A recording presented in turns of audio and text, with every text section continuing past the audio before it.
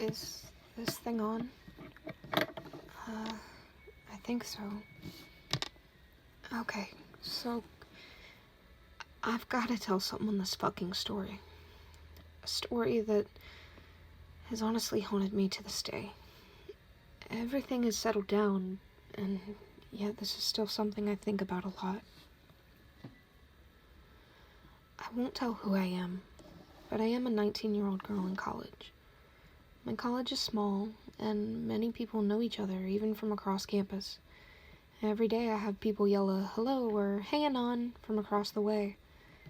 I usually always know them from classes or work or just friends of friends.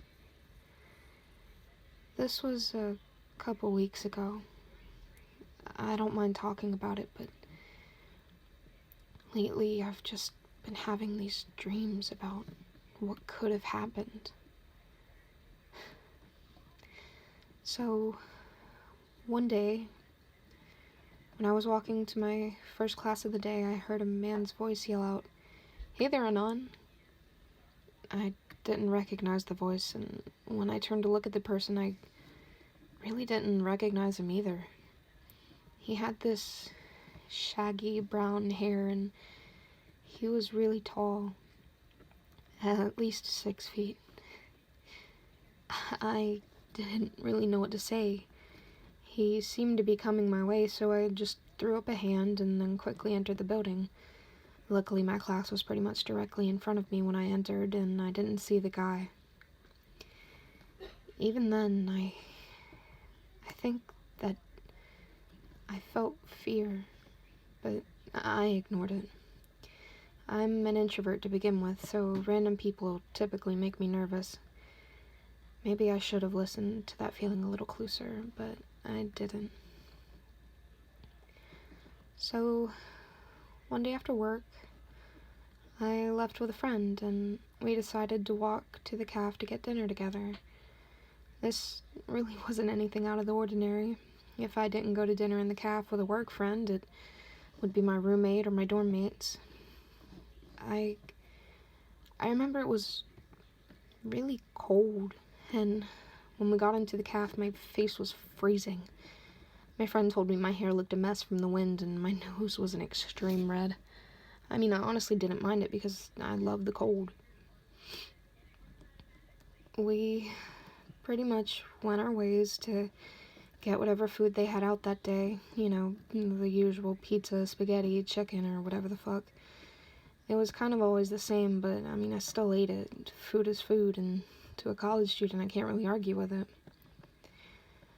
I remember my friend telling me that there was an open booth over by a larger group of booths. I had always liked the booths better than the chair tables, and of course, we got there and sat our stuff down and got settled in.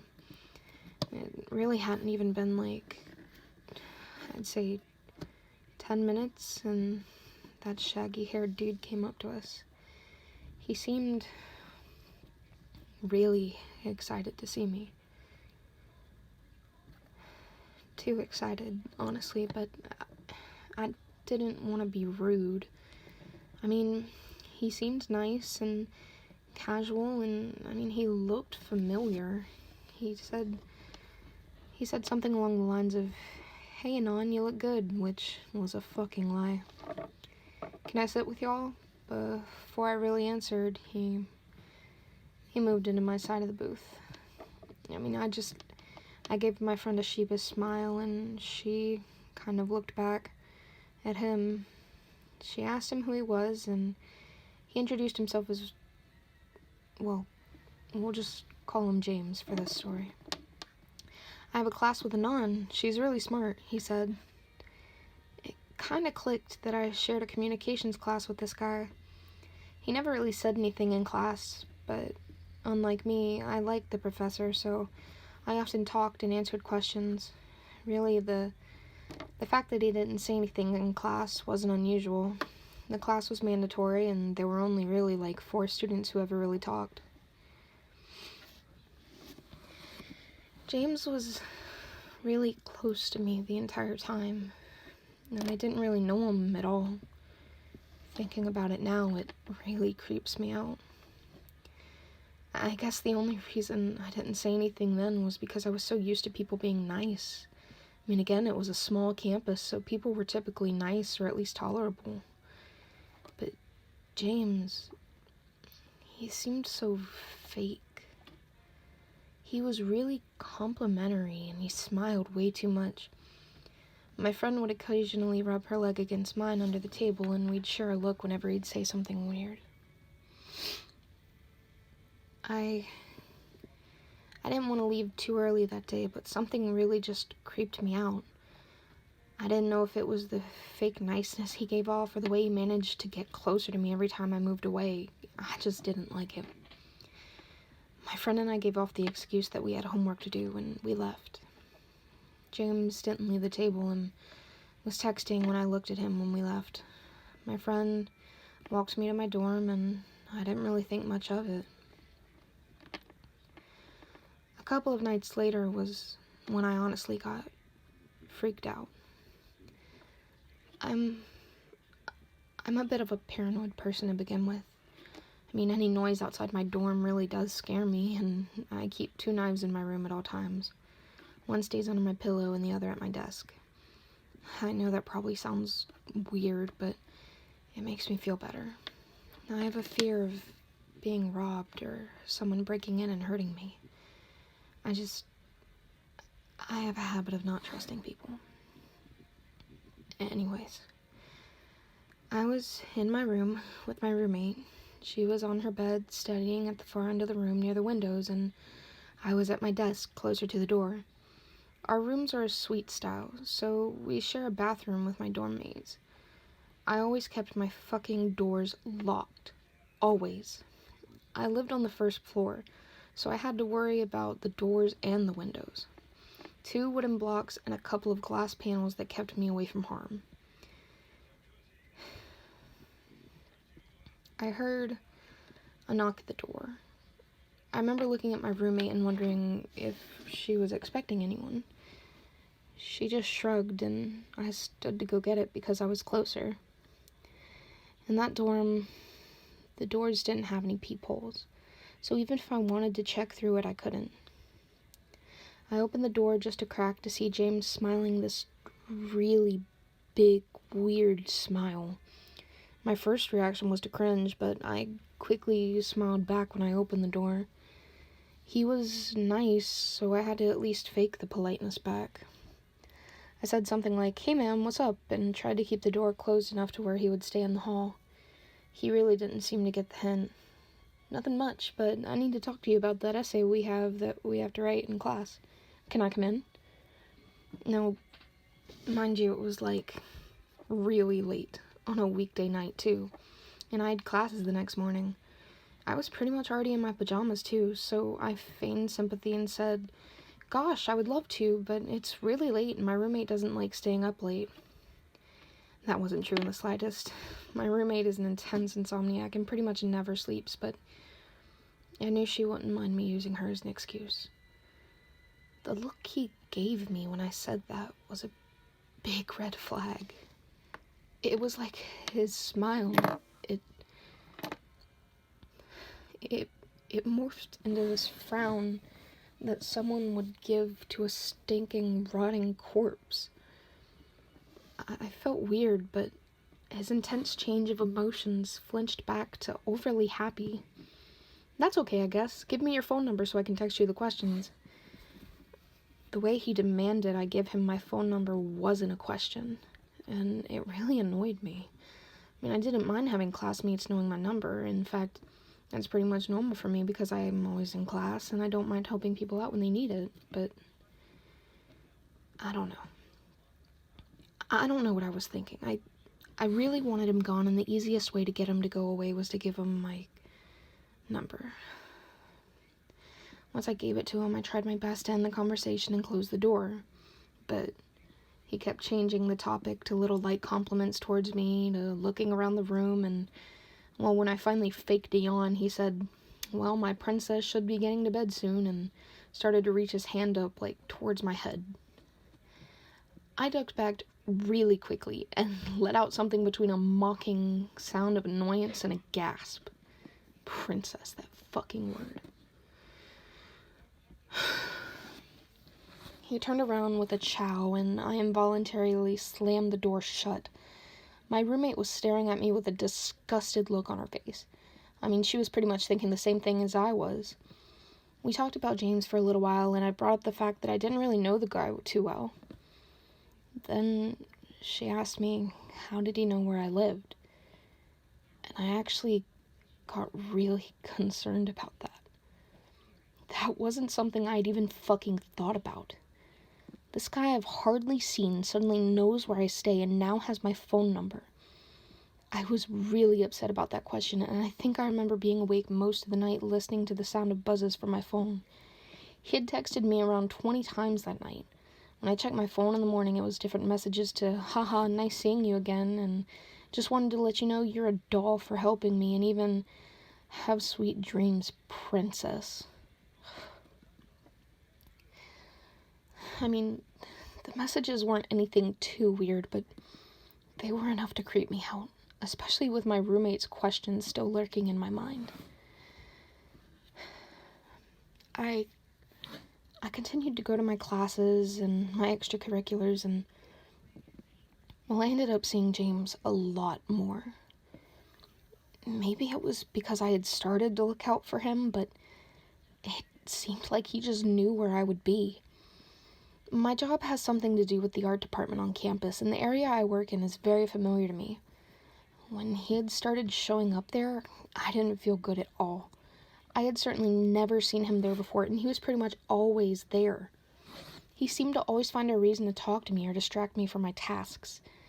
I mean, he had also found my social medias and would constantly text me or DM me, leave a comment on a recent photo, and well, I had asked him about how he knew where I had lived, and he responded that a friend of ours had told him. I bought it, but I still didn't really trust him. I really didn't trust him. The part that really threw the whole nice guy act out the window for me was one day when I was packing up my bags to leave the communications class we shared. James came up to me and seemed to wait for me to acknowledge him. I did, in a pretty awkward way, just giving a small smile and trying to duck around him. But he blocked my way and started talking to me, and soon after the class had been empty, and he kept talking about stuff I really wasn't paying attention to. I tried to look like I cared, and then he said something about going on a date. I got confused really quickly, and I tried to shut that down as fast. I guess when I reacted a different way than he expected, it got him really shook up. He glared at me with that same menacing face he tried his best to change quickly, and honestly, I was scared of this guy by this point.